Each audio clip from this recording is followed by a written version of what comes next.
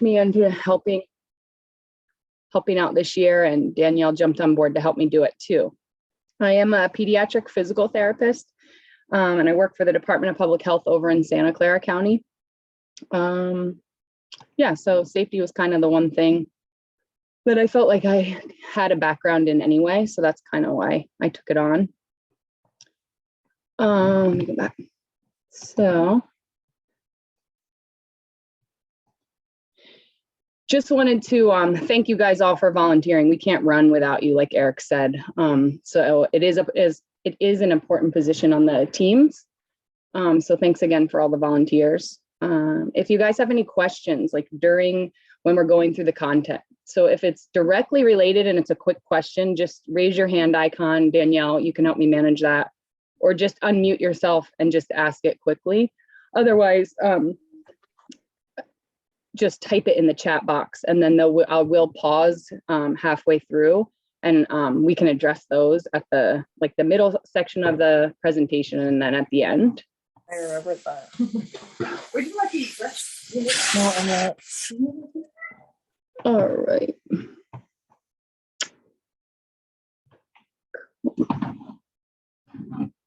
All right, Joy, go to the next one for me.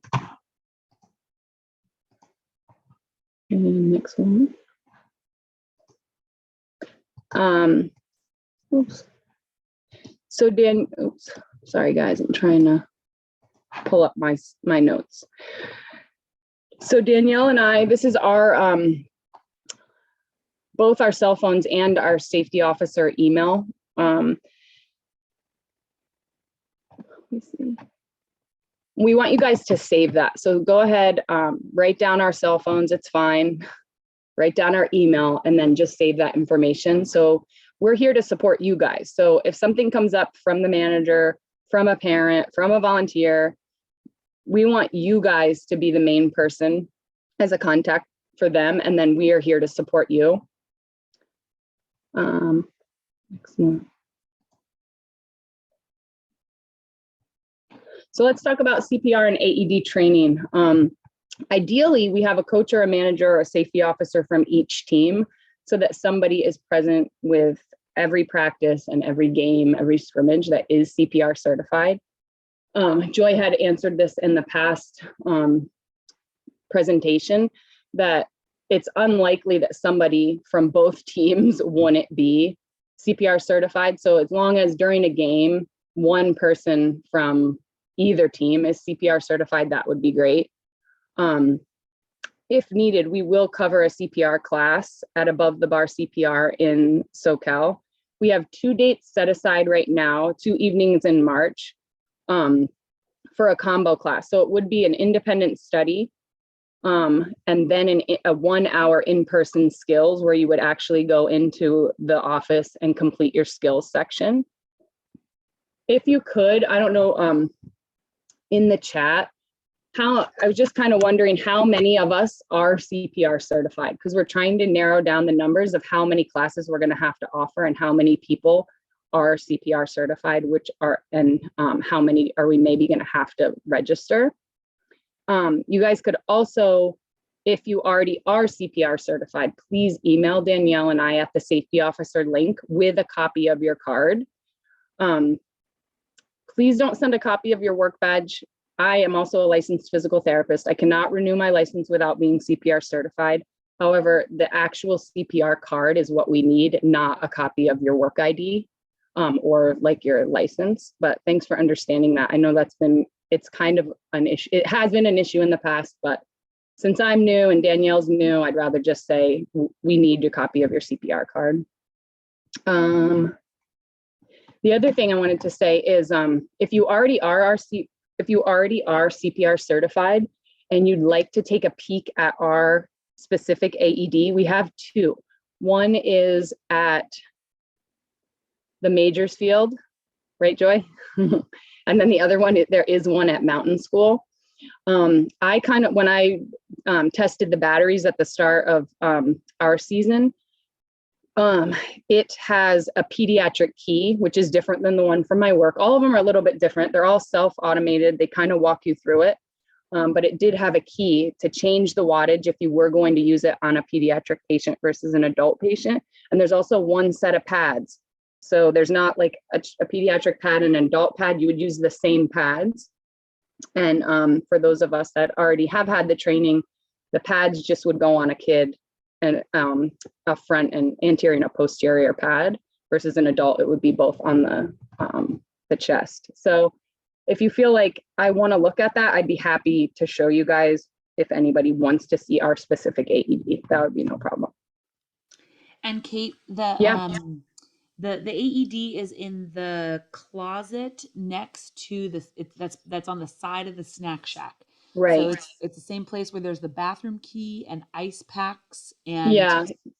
Joy, do you know if that code already changed? Because it was 1, 2, 3, 4 when I used it, but did we just change all of them? I think that one we did not. I could be wrong. Okay. And the other thing that's true about that AED, there's no alarm on that, the case that the AED is located in. A lot of times when you open the case for an AED, like an alarm goes off. This one, it was disabled. It doesn't mean that it's not working. I checked it, so it's definitely working. Safety supplies. We have plenty of refills. Please, at your first practice, just go through your first aid kits and let me know if there's anything that you would like more of. We definitely can get you more. I know we already had one incident this week at a practice where a coach needed an ice pack and he said there were no ice packs in his first aid kit. So please double check that and we can get that to you.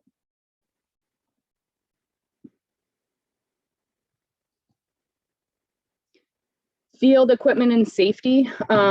This is going to be the job of everybody, not just the managers, but like the assistant coaches, teach the kids, parent, volunteer, safety officer for sure. Check the fields, especially if we had a lot of rain. I doubt we will, but if we had, or if there's been, in a couple of weeks, the fields are going to be getting used every day. So just check to make sure before practices and before games for sure. All equipment should be inspected, helmets, bats, prior to the games. Umpires, if you're in a division that has the umpires, they will be looking at it too. Bats need to be Little League approved. There is online resources to determine what equipment is approved, specifically about bats and helmets. Common sense stuff, like they shouldn't really be wearing jewelry during the game.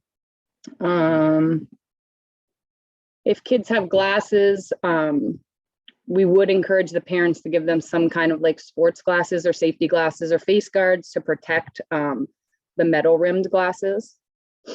If you find any equipment that's defective or damaged, please remove it. Don't let the kids continue to use it.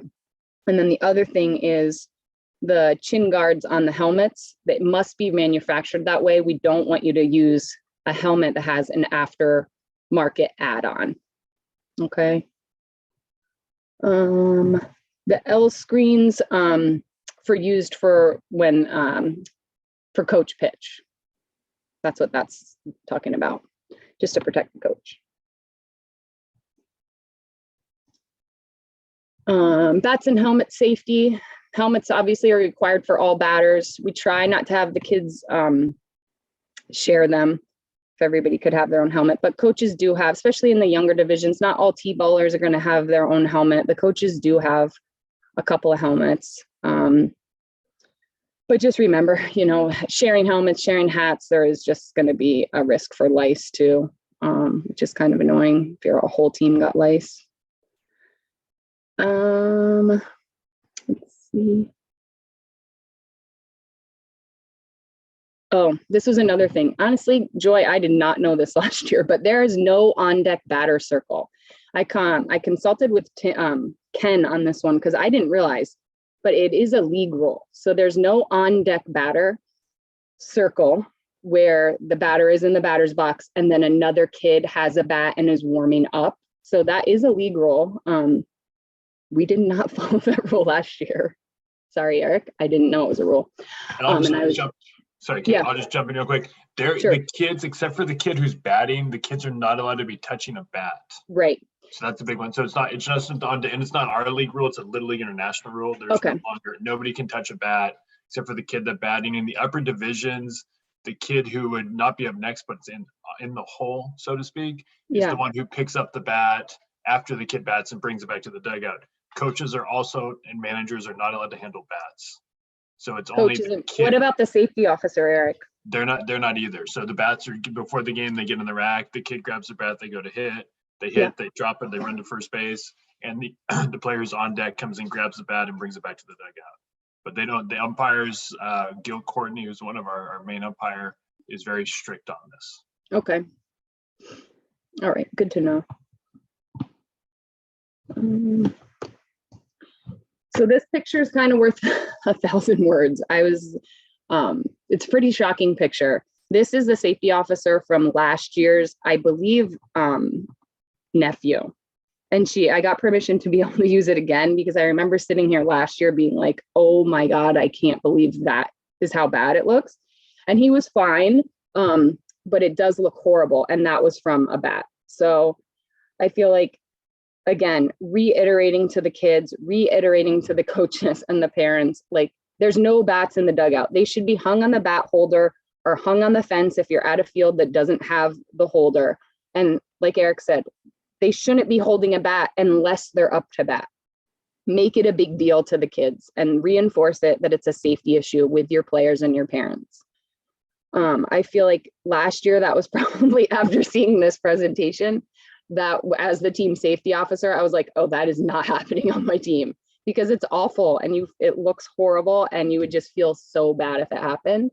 So I feel like my whole purpose last year was do not let anybody get hit by a bat. And I did save 2 kids from swinging, and it was during a practice. They were just on deck, had a bat, were getting ready to bat, and then the other player walked behind them. Like, they didn't even see them coming, but the other player wasn't even paying attention. So I did save 2 kids last year, and it is a thing. So we can go on from that picture because it is disturbing.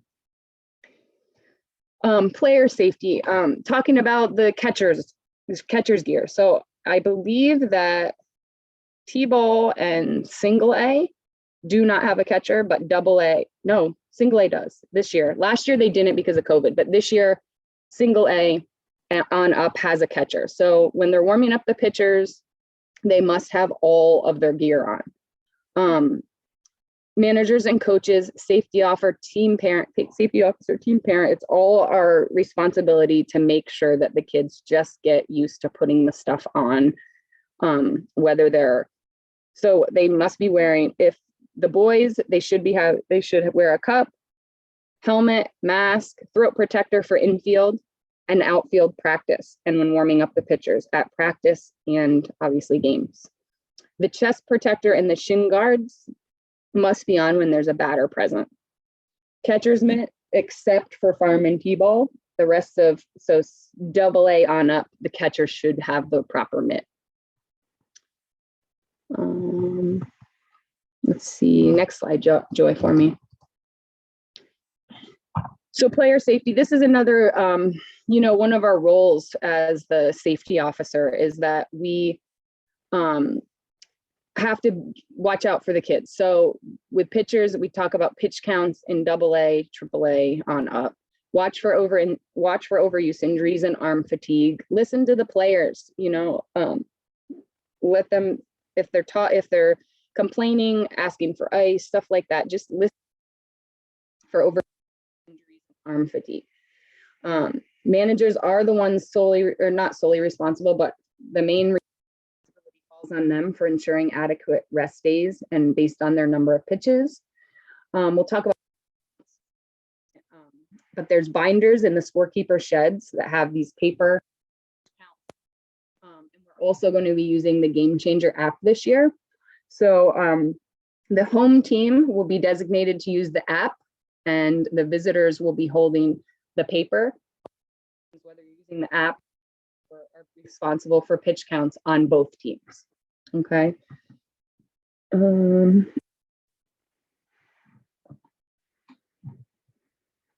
other thing I wanted, catchers must be warmed up. Catchers must warm up the pitchers. Not the coach. The coach should not be warming up pitchers. And when the catcher is warming up the pitcher, they should be wearing all of their gear.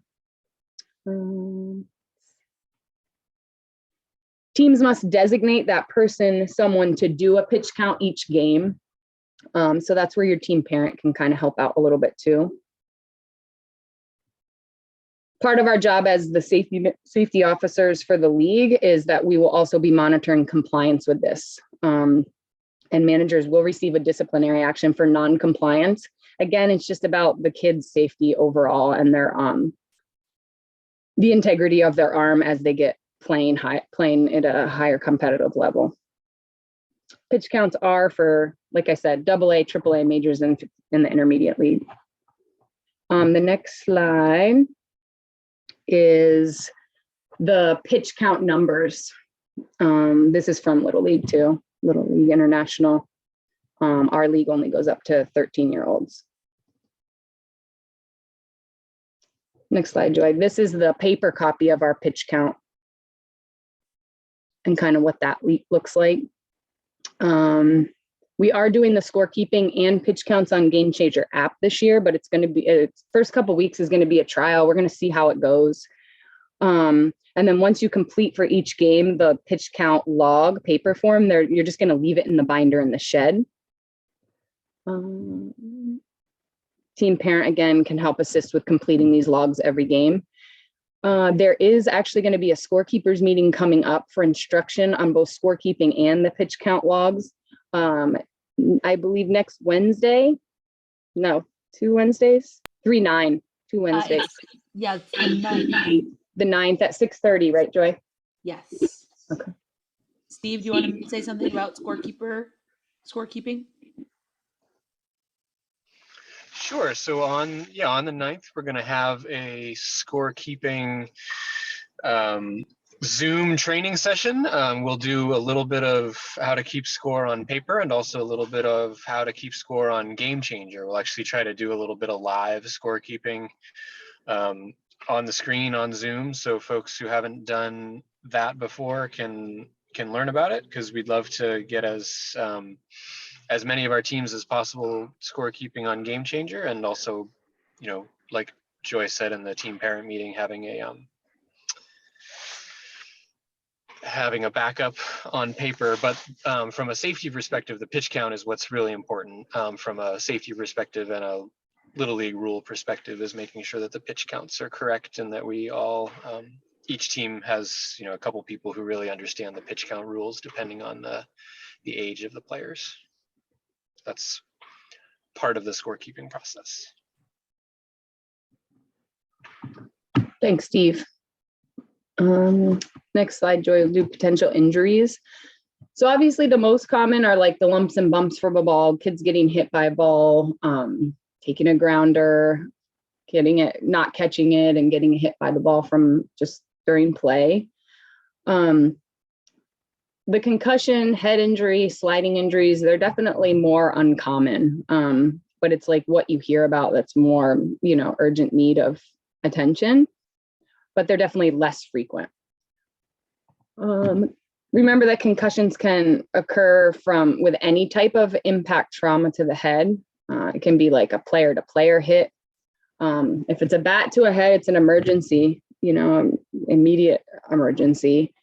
And then the other thing is if you have not completed your online training for concussions, please do so and email us your certificates as soon as possible.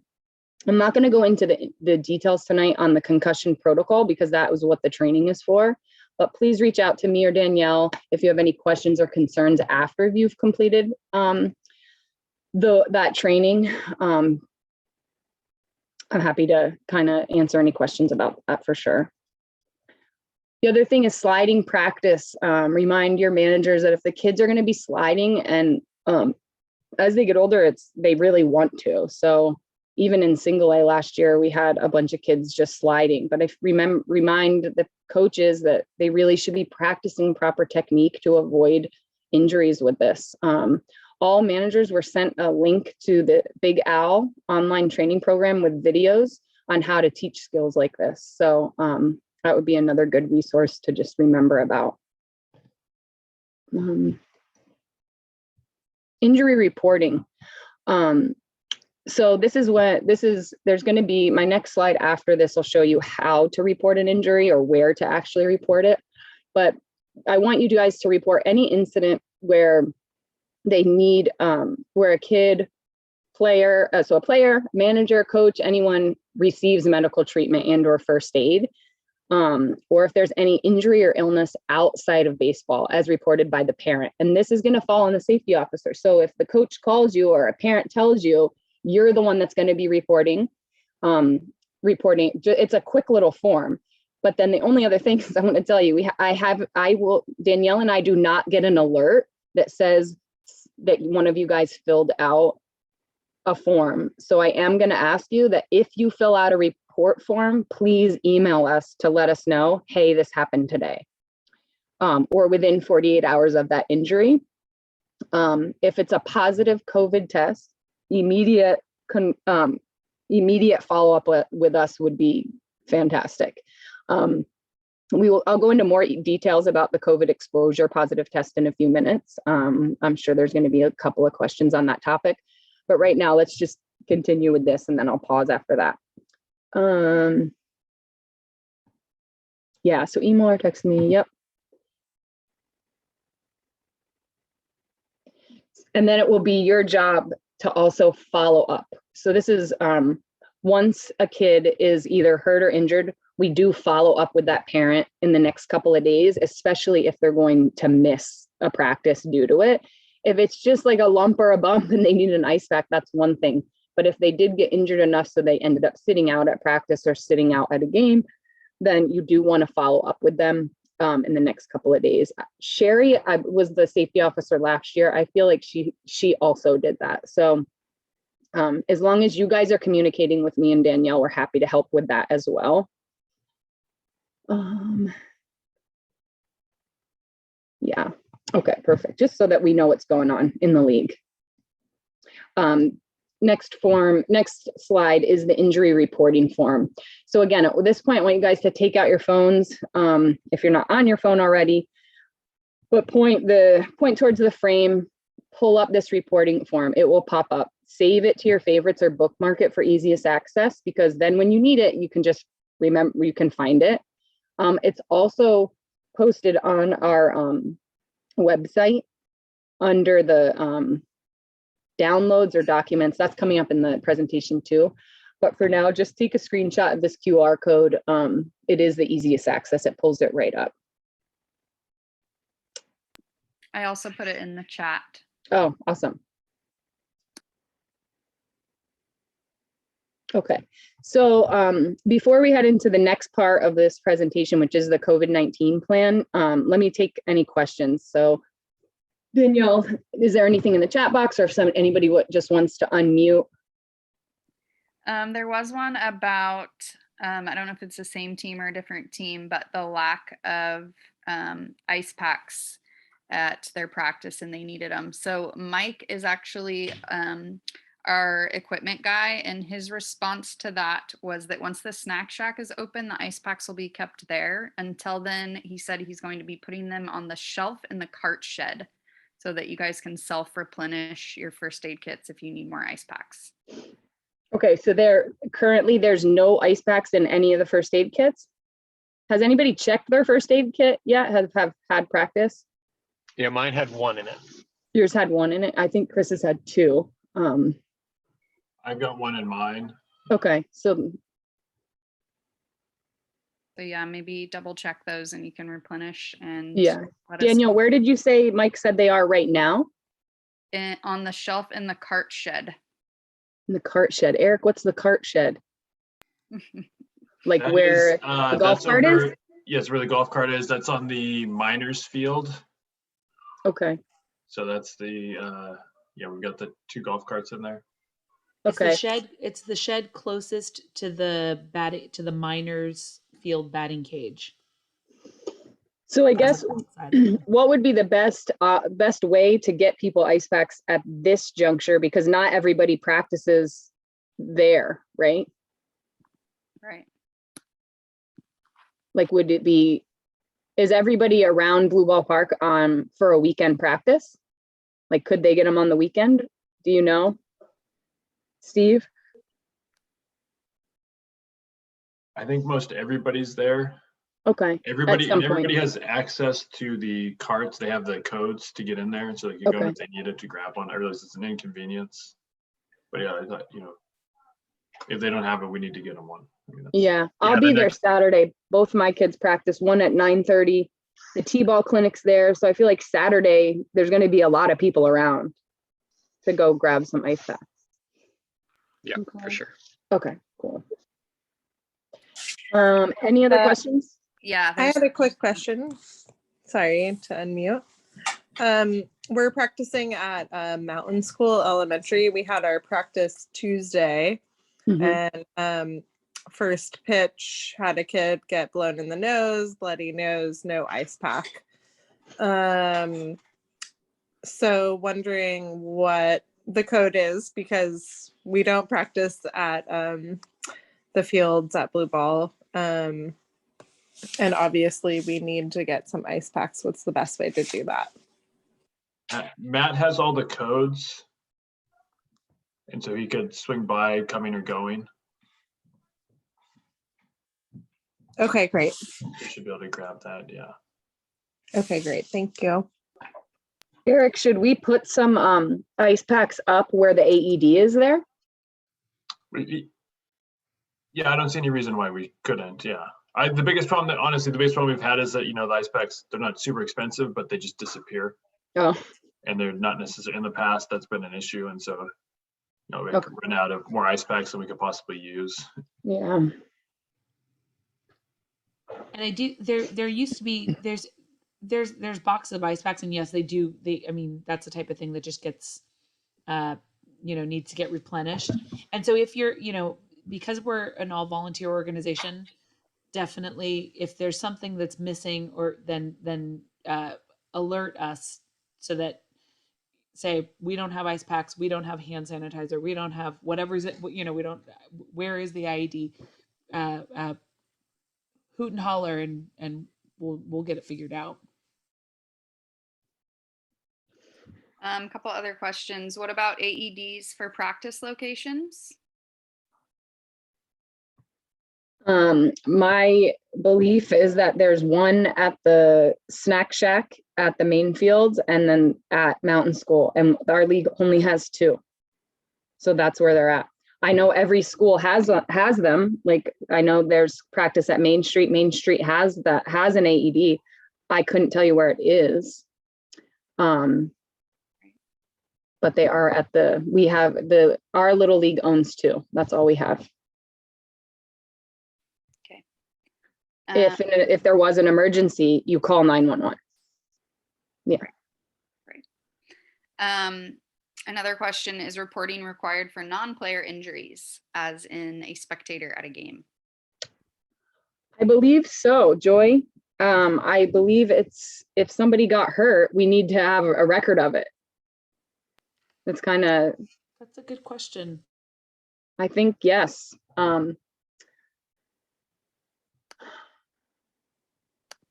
If they were attending an event for CSLL, I would say yes, they have to, the coach of, so say it was like a grandparent of like the Red Sox, I would have the Red Sox coach fill it out, or the Red Sox safety officer fill it out. Yeah, it's a good question that we can follow up on, because it does, the incident report itself does say player name, parent guardian name, description, intervention or outcome, and the name of the person completing the form. So it's a good question as to whether or not we're required to document for spectators. Yeah. Definitely, if it was somebody like a coach, a parent volunteer, if it was you, any of like the staff, then yeah, player staff. We could find out. I could ask Sherry. She would probably know. She was the safety officer last year. And it looks like, Jessica, do you still have a question, or is this a legacy hand? Legacy hand. Okay, a couple more. The first aid kits were given to the managers, correct? Yes. Okay. And they're not very big, so check them. That the first practice, you guys have access to the coach's huge bag. check them. I mean, some of them, if they were used a ton last year, you might only have a couple of Band-Aids left. So like I said, I did not go through every single first aid kit. Mike went through to make sure everybody had at least something. But if there's something that you want more of, we definitely have it. You just got to check and then reach out. Awesome. And then code for Mountain School to get the AED. Managers have that in the binders, I believe. Which Yes. have it in practice. So does, if yeah. you want the codes, get them from your manager. Yeah. Last year I took a screenshot of the codes so that I had it, you know. So managers have binders. They should be with them at every practice and game, and you can get the codes from there. And yeah, good idea. Like screenshot it or make a note of them so that safety officers have them. And remind them if they didn't bring it, they really should have it at every practice because it's got all the numbers. Everything you need is in that binder. So if they're not bringing their bag, just gently remind them like they should have it at every event. Right. And it's also, there was a reminder that got sent out to managers about having binders at all practices and games because of the medical release forms. And there might be some late additions on your teams. And so if they don't have if you don't have a medical release form in that binder, we should make sure that every player has a medical release form in there, with all their information. I'm just going to also add, I'm going to be at the fields on Saturday for the T-ball clinic from 12:30 to 2:30. So I will look for ice packs, and if anybody wants ice packs, they can come visit me at the farm field. It'll be a ice pack day. All set on questions anymore? Nothing else from the chat. Quick reminder, if anybody hasn't already in the chat, there's some people that are on that haven't. If you are a safety officer, if you can put your name, your email, and what team and division you're with, that would be helpful. And if you're CPR certified. Yes, and I'm getting a bunch of emails, right? We are getting a bunch of emails Yay. right with certs, so that's great. Thanks. Oh, cool. Yeah. All right. We are moving on to COVID-19 plan. So this was a plan that obviously was a lot more strict last year, and we've been fluid. I think Danielle and Steve and I have changed it just a few times, but just even more recently in the past week. So it's kind of been morphed from a couple of different sites: CDC, California Department of Public Health, Little League International, Santa Cruz County guidelines. But it is the manager's responsibility, as well as the safety officer, that we, kind of follow these guidelines. It's mandatory compliance for participation within our league. It's definitely, potentially going to change again. So the most recent copy of the COVID plan is posted on our website.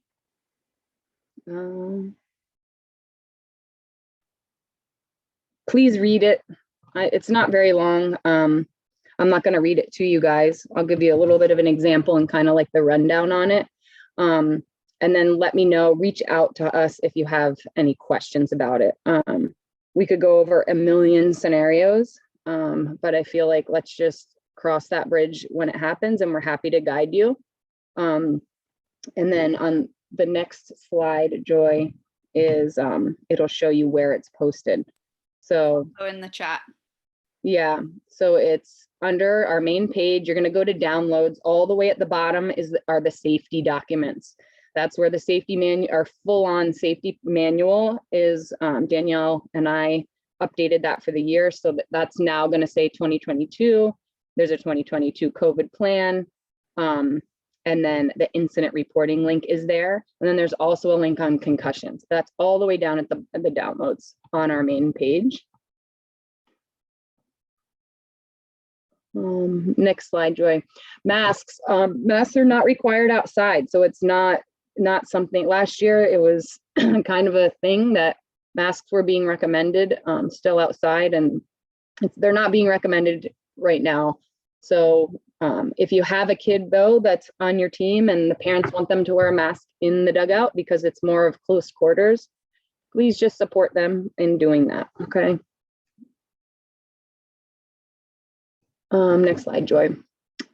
Distancing, same thing. It's like, we are outside, but if the kids can maintain 6 feet, great. Try not to do a ton of high fives or fist bumping, all hands in, stuff like that. Team huddles are going to be brief and limited. Again, this was kind of in the presentation from last year. I didn't want to take it out because I feel like social distancing is still a thing for some people. And also, like the equipment sharing, that's like one of the other things. Is I remember last year having like a T-ball or thinking I got to buy all of this equipment as a T-ball mom.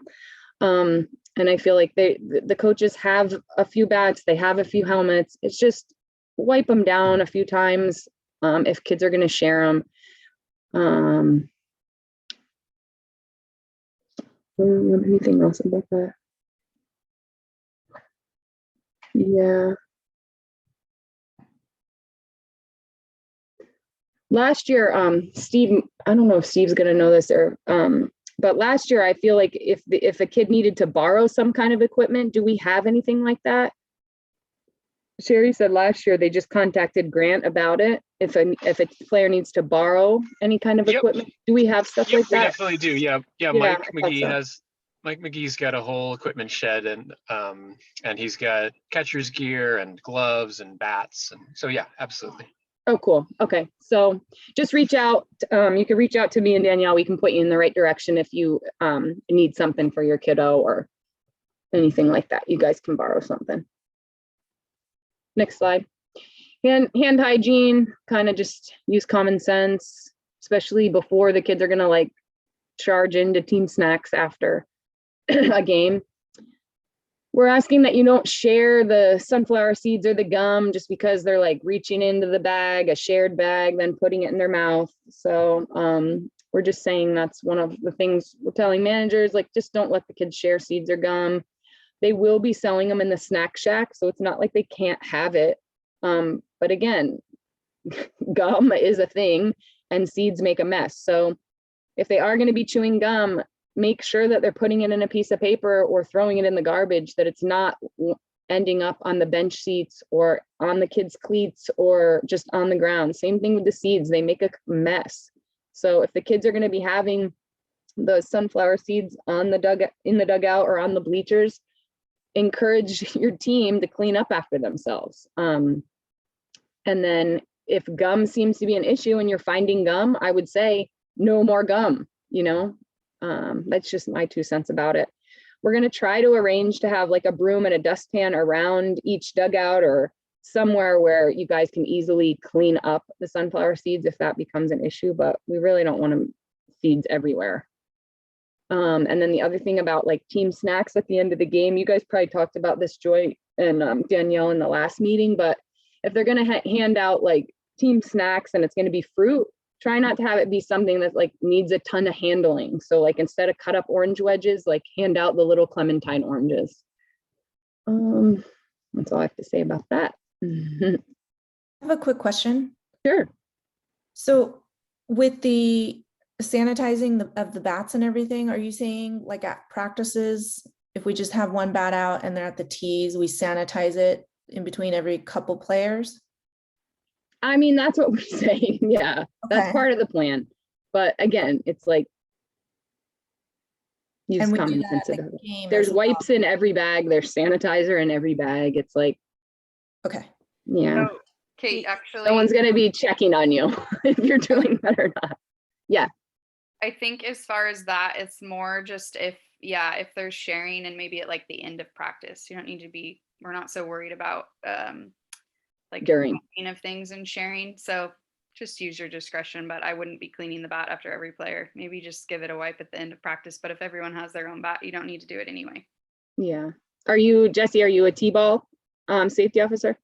I'm actually just the coach, the manager and the coach, but we had practice today and I didn't know about the COVID-19 stuff. So no, that's okay. I mean, it's bat and knock on wood, it's like everything's getting better. Last year, like we were still wearing masks, not even using the dugout. So we are leaps and bounds from last year, but I didn't want to take it all out just yet. Okay. Okay. Yeah. And if we just think about what the transmission, what we're worried about in terms of transmission, it's their hands, right? It's grimy, normally grimy kids' hands, and then getting it in their eyes and their nose and their mouth and their so hand hygiene. It's mainly the concern is hand hygiene. Okay. And making sure that they're staying as sanitized as possible.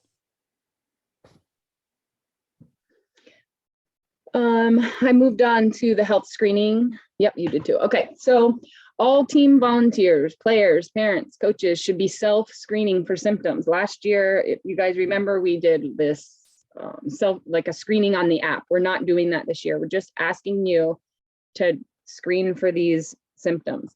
If you guys have symptoms, just report it to your team safety officer and don't come to practice. If you have any doubts or you're just worried, like, is this one of the symptoms? Just reach out to your safety officer. Safety officers reach out to me and Danielle if you don't know. But use common sense.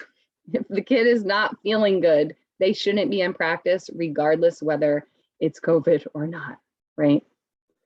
So, so now the protocol. So any illness or COVID exposure should be reported to the safety officer and an incident report filled out. It's just going to help us keep track. So if they have an illness that isn't COVID, we still want you to and they're going to miss practice or a game, we still want you to be able to report that to your safety officer. What is the purpose of that? And is this a requirement by the league, or what's causing that? Because I don't agree with it. You don't agree with what? Sorry, needing to fill out. This is Jennifer Greer. Needing to Oh. fill out an incident report for an illness. If they're going to miss something, Jen. So if they're going to miss a practice or an event. Well, like if it was my child and he was sick, I wouldn't want somebody inputting an incident report due to him being sick. That's like personal health information. So I'm just asking, where is the requirement coming from, and why do we have to do that?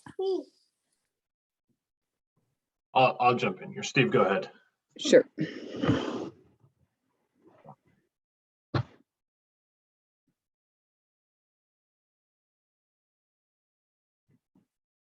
Steve, do you want to take it or do you want me to? Sorry.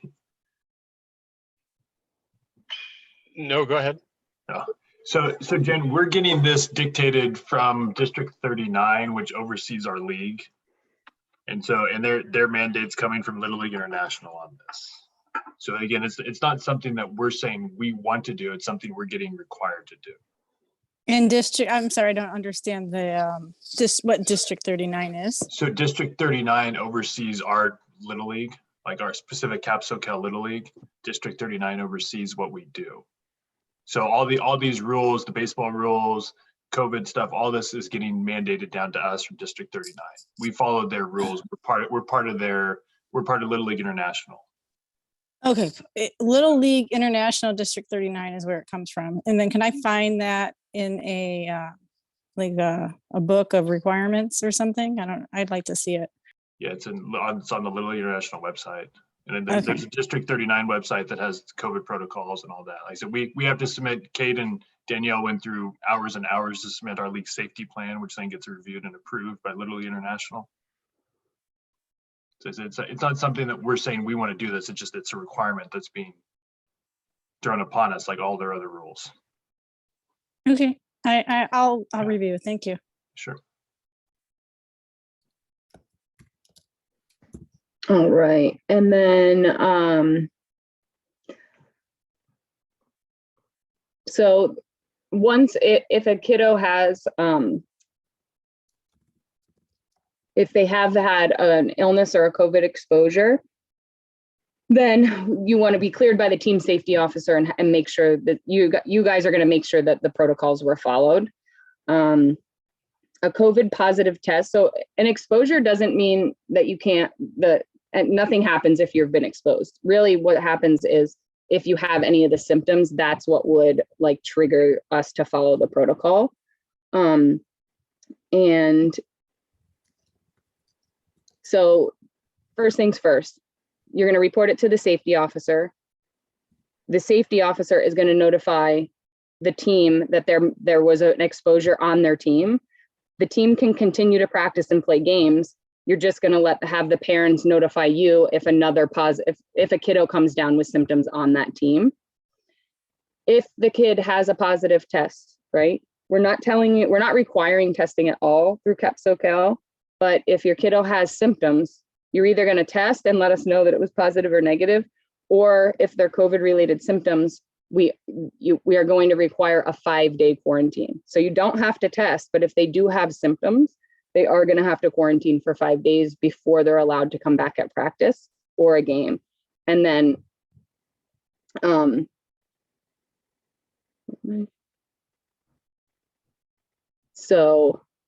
that's regardless of vaccination status or if they're asymptomatic. So if a kiddo has a positive test, like I know some schools are still doing testing, public schools definitely are still doing testing. If a kid comes down with a positive test at school and they're asymptomatic, we're still requiring that you tell us about it. Okay. They're going to do the 5-day quarantine. If on day 6, they still have no symptoms, they are welcome back to practice. If they do acquire symptoms and they are not improving, so on day 5, they still have a fever and a cough, even though their quarantine is over, I would say they're not allowed back at practice at day 6 because they're not really improving yet. Okay, does that make sense? Next slide, Joy. So this was just an example that I threw out. Like I said, there's gonna be more than one scenario, but we'll be happy to guide you through the scenario that happens when it happens. But you have a kiddo on your team test positive. What happens next?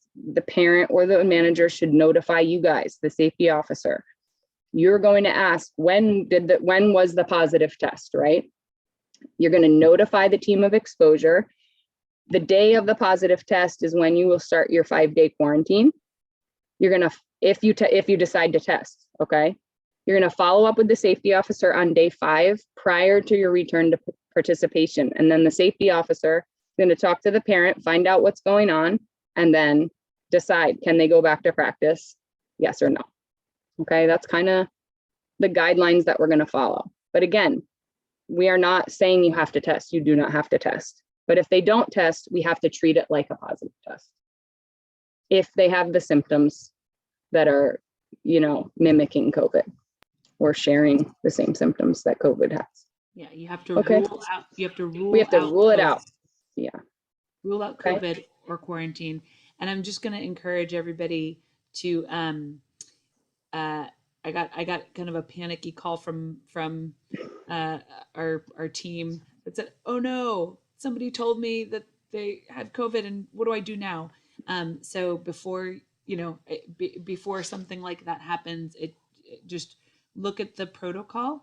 It's actually a lot easier once you kind of distill down like what Kate is saying here. It's not as it's not as frightening as I thought it was.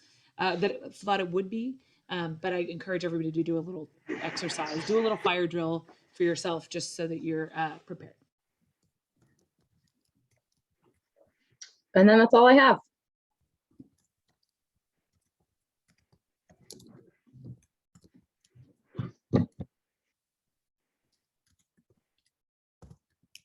Any questions?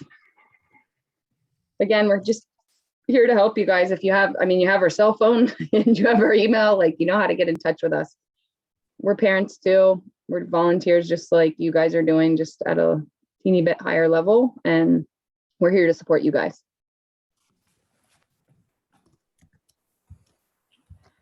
I have a quick question. Sure. Amanda. Yeah. The thing about the batting and the kid who picks up the bat, can they go over that one more time, please? So I'll go ahead, Kate. Okay, go for it. So you have your kid who's up at bat, they hit, they drop the bat, they run to first base. Your on deck circle batter then grabs his bat out of the bat rack and runs up to go hit. The kid who's batting behind, or him or her, Okay. they who are batting behind them, then run and grab the bat and they go take it and put it back in the back rack. Got it. So the technically you have your batter, you have your on deck batter, and then in baseball terms it's called the batter in the hole. So the batter in the hole is the one who goes and gets the bat. Got it. And then because in single A we do have a catcher. So they're all required to wear a cup, males? We recommend it. Yeah. I mean, it's just from a safety standpoint. Yeah. That's it. Thank you. Thanks, Amanda. Eric, I guess I have a question. Is that weird? No, So go ahead. so you're allowed to have an on deck batter in the circle, but they just No. cannot have a bat. No, the on deck circle, the on deck batter is in the dugout. Oh, okay. That's what I They're in thought. the So, dugout, but so as soon as the player before them hits, that player then grabs their bat and starts going to home plate. And I then the got you. player who's batting after them then goes and grabs the bat and brings it back to the dugout. okay. So my presentation was right. If you guys refer to the presentation at all, there is no on deck batter circle, right? Correct. Yeah. Okay. It's a safety issue. Yeah. Little League International does not allow for it anymore. Okay. Yeah. There's one question, Joy. Do you see it? I see. Christina, yes, that Yeah. does apply to T-ball. And T-ball, the coaches can have the bats. And actually in single A, the coaches can do it as well. It's when we start getting to the umpires do not allow the coaches to touch the bats. Not that they won't from time to time, but that's a hard, fast rule.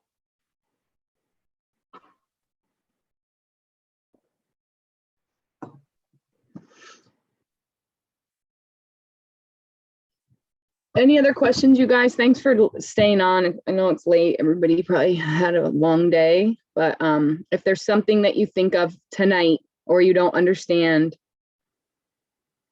I was there last year. I was like, I don't know what just happened and I'm not going to remember any of this, but the safety officer last year was super awesome. She helped me and Danielle put this whole thing together again for us this year, even though she's not volunteering. So I feel like if we get a question that I don't know and Eric can't answer it, like Sherry will know. So just reach out if you have a question or something comes up later.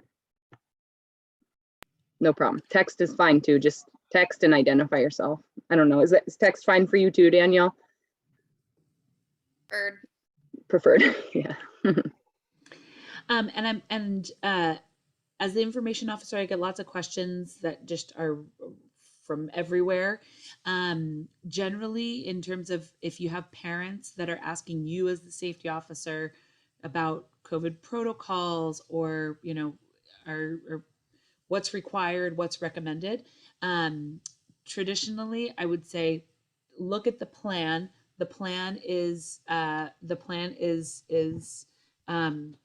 living document, as is the regulations, but that the Little League will always go with the guidance of the county, the state, public health orders, and Little League International. So that's kind of a canned response, but it's true. Things change, and last year we had a phenomenal season. We were able to.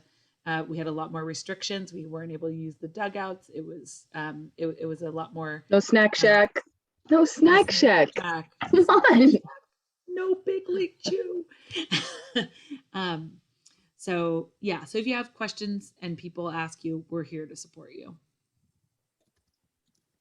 Thank you, guys.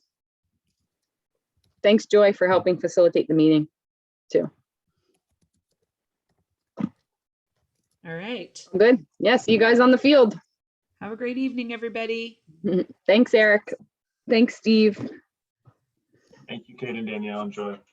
Yeah. And we can stay on if we want to. I'm going to stay for a second. Yeah. Sure.